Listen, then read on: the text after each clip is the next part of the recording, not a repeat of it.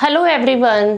स्वास्थ्य संबंधी चर्चा में आज हम बात करेंगे कि मलद्वार के रोगियों को क्या खाना चाहिए, क्या नहीं खाना चाहिए।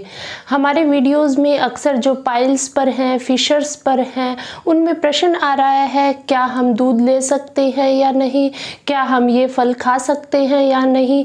तो ये सभी डाउट्स क्लियर करने के लिए कि मलद्वार से संबंधित कोई भी रोग हो, पाइल्स हो, फिशर हो, फिस्चुला हो, कौन सी जो चीज़ें हैं, फल सब्जियां हैं आप खा सकते हैं, कौन सी नहीं खा सकते, ये सारी जानकारियां लेने के लिए हमारा आज का वीडियो अंत तक जरूर देखें।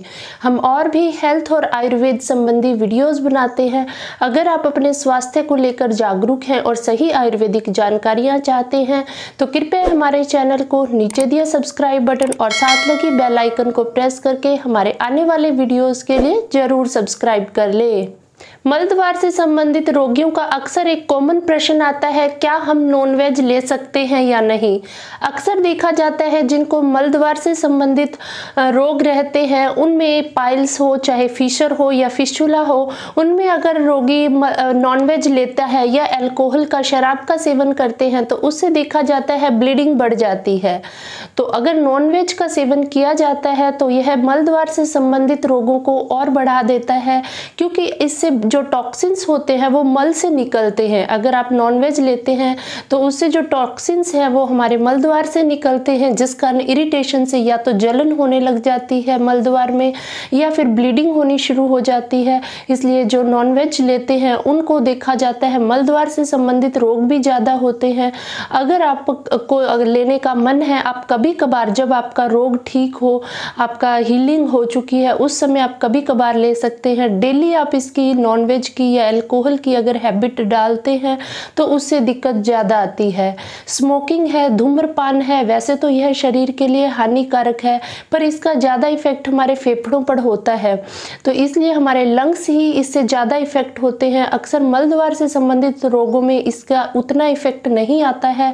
हाँ, लेकिन नॉनवेज का सेवन करना, अल्कोहल का सेवन करना, ये जो है फिशर है, पाइल्स हैं, इनकी समस्या को बढ़ा देते हैं। जो लोग गुटखा का सेवन करते हैं उनमें भी देखा जाता है कि यह जो सिम्टम्स होते हैं एग्रेवेट हो जाते हैं। मलद्वार से संबंधित रोग गुटखा खाने वालों में भी बढ़ जाते हैं।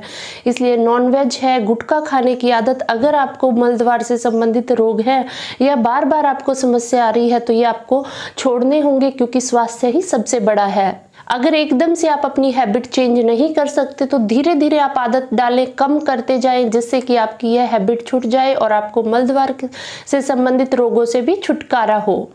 आज के समय में सिडेंटरी लाइफ बहुत ज़्यादा हो गई है। लोग पूरा दिन बैठकर काम करते हैं। महिलाएं भी घर में ज़्यादातर काम मशीनों के द्वारा होता है, इसलिए खाने का हाजमा ठीक से नहीं होता, पच नहीं ठीक से पाता। मलद्वार से संबंधित रोगों को ज़्यादा लंबे समय तक बैठना नहीं चाहिए। चाहे आप कुर्सी पर भी बैठते हैं तो लंबे समय तक अगर बैठते हैं उससे भी मलद्वार से संबंधित रोग बढ़ जाते हैं। इसलिए आप बीच में हर 15-20 मिनट में थोड़ा बहुत टहलना जरूर करें, थोड़ी बहुत वॉक आप जरूर करें।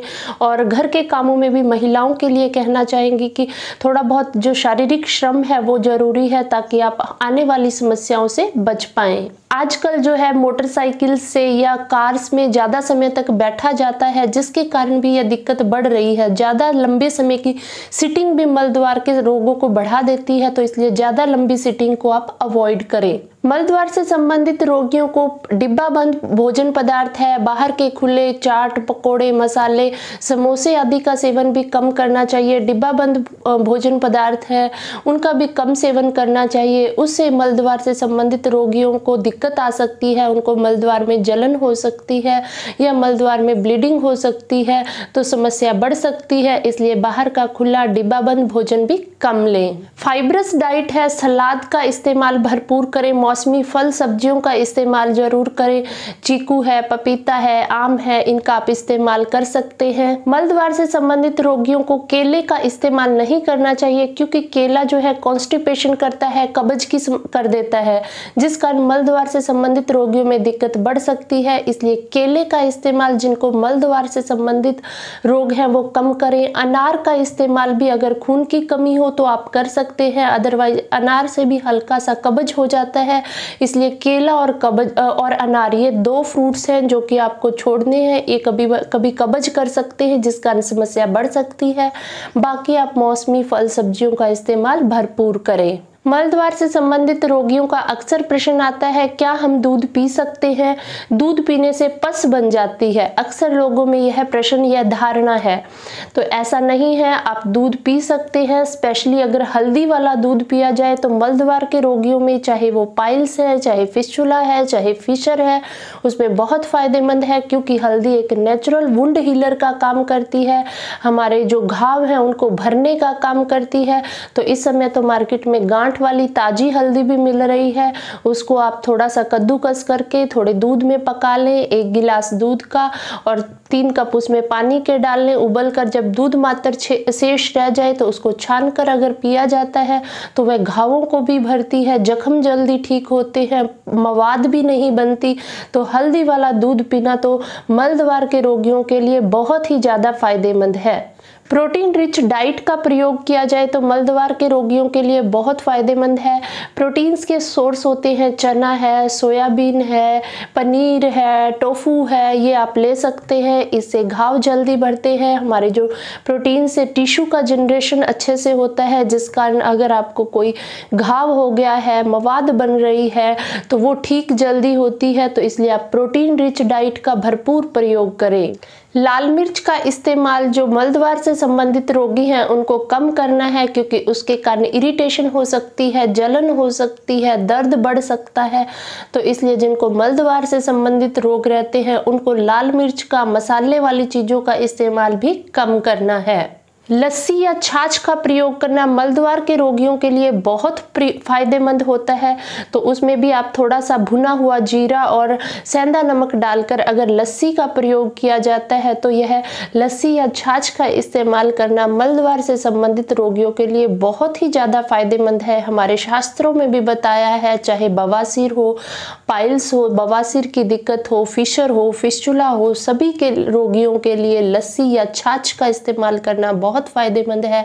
यह हमारे पेट हाजमे को ठीक रखता है। अगर हाजमा ठीक रहता है तो अपने आप ही मलद्वार से संबंधित रोग कम होते हैं। अगर फिर भी आपको समस्या रहती है तो आप एक स्पेशलिस्ट से जरूर कंसल्ट करें, क्योंकि मलद्वार से संबंधित जो रोग होते हैं बहुत सेंसिटिव होते हैं। और अगर आप गलत एडवर्टाइजमेंट के चक्कर में आकर गलत जगह से दवाएं ले लेते हैं तो वो समस्या और बढ़ सकती है। इसलिए समय रहते जल्दी अगर उपचार करा लिया जाता है तो चाहे पाइल्स हो, चाहे फिशर हो या फिस्टुला हो, सभी रोगियों में इसका फायदा जरूर होता है। तो मलद्वार से संबंधित खान पान की क्या आदतें होनी चाहिए, इसको लेकर बनाई हुई आज की यह वीडियो अगर आपको पसंद आई हो तो लाइक और शेयर जरूर करें। अगर आपने अभी तक हमारा चैनल सब्सक्राइब नहीं किया है तो इसी प्रकार की और भी महत्वपूर्ण जानकारियां लेने के लिए हमारे चैनल को जरूर सब्सक्राइब कर लें, ताकि सबसे पहले आपके पास नोटिफिकेशन जाए और आप उनको देख पाएं। आयुर्वेद अपनाएं, स्वस्थ रहें। फिर मिलते हैं अगले वीडियो में नए हेल्थ टॉपिक के साथ। धन्यवाद।